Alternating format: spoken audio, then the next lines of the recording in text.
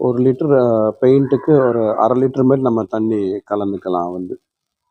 அ சில செவுர பொறுத்து மாறும் இந்த ரேஷியோ வந்து. பெயிண்ட் வந்து மிக்ஸ் பண்ணிகிட்ருக்கோம். நம்ம எடுத்து மிக்ஸ் பண்ணும்போது நம்மளுக்கு தெரியும்.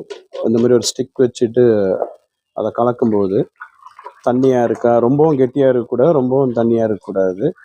அத நம்ம பண்ணும்போது நம்மளுக்கு தெரிஞ்சிரும். அதுக்கு ஏத்த மாரி நம்ம மிக்ஸ் பண்ணிக்கலாம்.